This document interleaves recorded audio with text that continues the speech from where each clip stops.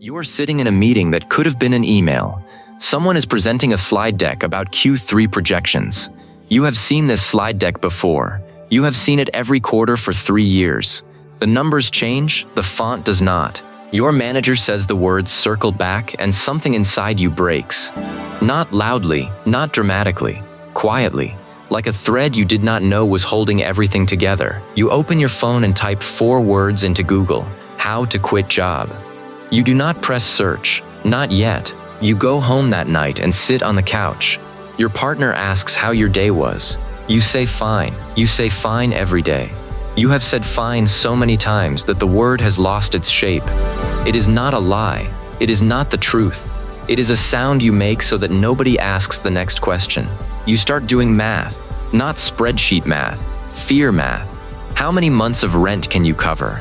How long your health insurance lasts after you leave? How much you have in savings if you stop eating out and cancel every subscription and sell the things you bought to make this life feel worth living? The number is 5 months. 5 months of runway before you hit 0.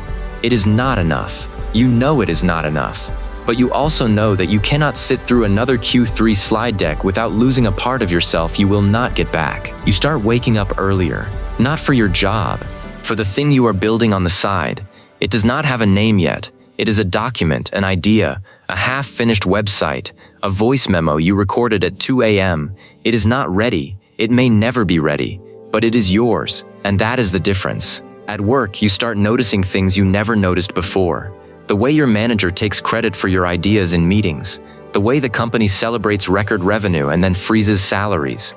The way the parking lot is full at 7 p.m. because everyone is afraid to leave before the boss. You have been here for 4 years and you cannot name a single thing you built that will outlast your login credentials. You update your resume on a Sunday. You do not apply anywhere. You just want to see your life summarized on 1 page. It looks thin. 4 years at one company and you can describe it in 3 bullet points. You close the laptop and stare at the ceiling.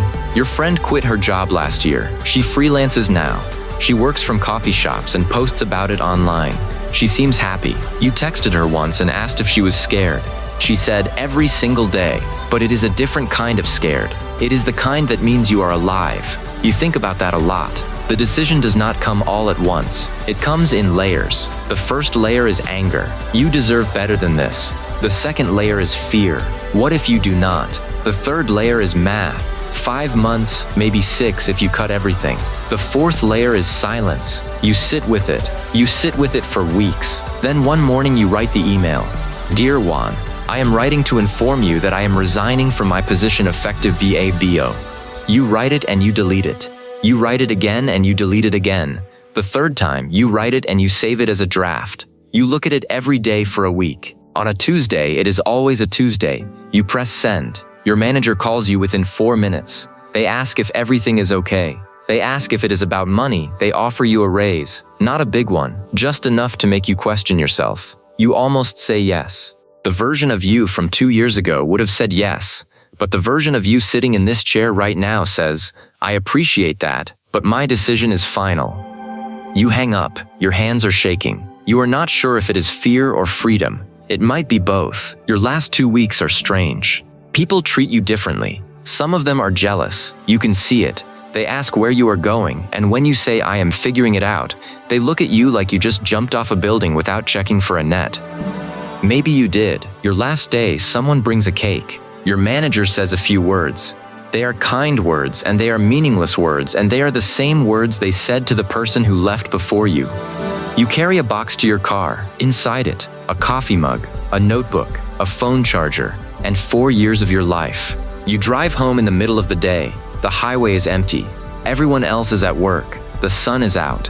You roll the windows down. You feel something you have not felt since you were a kid on the last day of school. The first week is euphoria. You sleep until 9. You go for a walk at 11 a.m. You sit in a park and watch people rush past you and you think, I used to be one of them. You drink coffee slowly. You read a book. You do nothing and it feels like everything. The second week the panic starts. You check your bank account. The number is smaller. Nobody is emailing you. Nobody needs you for anything. The silence you craved is now the silence you dread. You sit at your desk at home and stare at the screen and wonder if you made the worst decision of your life. Month 2 is the valley. Your savings are draining. Your project is not making money. Your mother calls and asks when you are going back to work. Your friends stop asking how the new thing is going because they can hear in your voice that it is not going. You almost apply to your old job. You open the careers page. You see your old position listed. They already replaced you. The salary is $5,000 higher than what they offered you to stay. You close the tab and you do not open it again. Month 4. Something cracks open. A client, a sale, a message from a stranger who found your work and wants to pay for it. It is not much. It is $800. But it is $800 that you earned without an alarm clock, without a manager, without a slide deck about Q3. You sit in a coffee shop on a Wednesday afternoon. Your laptop is open. You are working on something that has your name on it, not a company's name, yours. A notification comes in, your old teen group chat. Someone is complaining about the new Q3 projections. You read it, you smile. You do not reply. 6 months later, your income has not matched your old salary. You are making less, you are spending less. But here is the thing nobody told you about quitting. The math changes when you remove the cost of being someone you are not. The lunches you bought to impress people, the car you leased to look successful, the apartment you rented to be close to an office you hated. Your life is smaller now, and somehow it is the biggest it has ever been. One morning your phone buzzes. It is your old manager. They ask if you would consider coming back. A new role, more money, better title. You read the message twice. You type, "I appreciate you thinking of me." Then you put the phone down. You pick up your coffee. You look out the window. You do not type the rest of the message until tomorrow.